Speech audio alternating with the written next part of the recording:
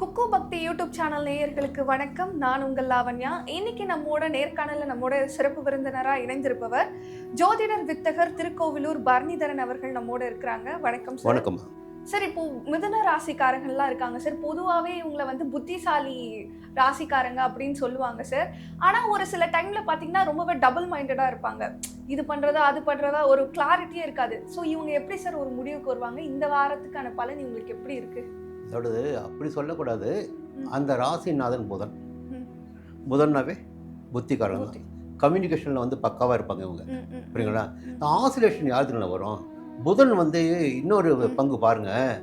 புதன் அழிகிறன்னு சொல்லுவாங்க. அதை இப்போ நாசுக்காக வேற மாதிரி சொல்லணும். அந்த வார்த்தையை உபயோகப்படுத்தக்கூடாது. திருநங்கைகளுக்குரிய ஒரு கிரகம் புதன்.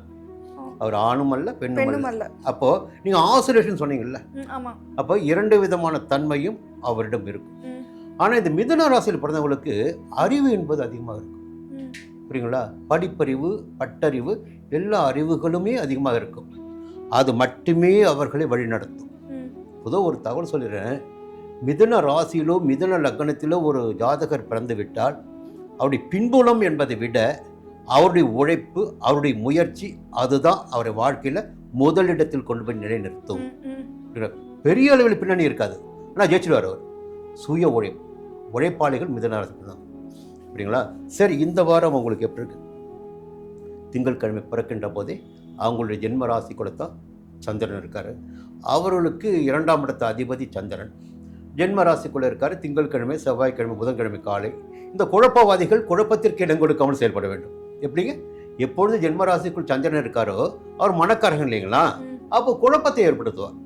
இப்போ ஆசோலேஷனே இல்லாமல் இதுதான் ஒரு வேலையை எடுத்துட்டா இந்த செய்தி முடிக்கணும், ஒரு பிளான் பண்ணிக்கணும். 8 to 9 இந்த வேலை, 9 to 10 இந்த வேலை, ஒரு பிளான் பண்ணி செஞ்சாங்கன்னா, ஷெட்யூல் போட்டுக்கிட்டாங்கன்னா இவங்க ஜெயிச்சிடுவாங்க. அது இல்லைன்னா தடுமாற்றம் வரும். அது பார்த்தீங்கன்னா புதன்கிழமை காலை, வியாழக்கிழமை, வெள்ளிக்கிழமை மதியம் வரை பார்த்தீங்கன்னா 2ஆம் இடத்துல. அது பொதுவாக யோகமான சஞ்சாரம். அப்படிங்களா? இப்போ நிம்மதி இருக்கும், குடும்பத்தில் நிம்மதி இருக்கும், புதிய பொருள் வாங்க முடியும், கையில் பணப்புழக்கம் இருக்கும், கடனை அடைக்க முடியும், கொடுத்த வாக்கை காப்பாற்ற முடியும். இப்படி சொல்லிக்கிட்டே போகலாம். ஷெட்யூல் போட்டுக்கிட்டா ஈஸி சார். இப்போ ஒரு பிரச்சனை வருது, இதுவா அதுவா அப்படின்னு சூஸ் பண்ணுறதுக்கு ஏதாவது? எப்பொழுதுமே ஒரே விஷயம் தாங்க. நல்லதாக இருந்தாலும் கெட்டதாக இருந்தாலும் தீர்மானித்து விட்டு அதன் வழியில் சென்றால் அதில் வெற்றி அடைவாய். இதுதான் ஹிட்லர் சொல்லி கொடுத்தது.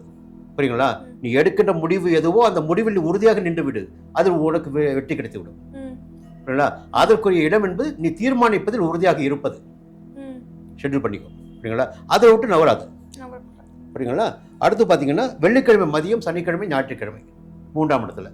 இந்த வாரம் எப்படி பார்த்தாலும் மிதுன ராசினருக்கு சந்திரனுடைய சஞ்சாரம் சாதகமாக இருக்கிறது. எல்லா வகையிலுமே பணப்புழக்கம் இருக்கும், குடும்பத்தில் நிம்மதி இருக்கும், வேலையில் நிம்மதி இருக்கும், எடுத்த வேலைகளை முடிக்க முடியும்.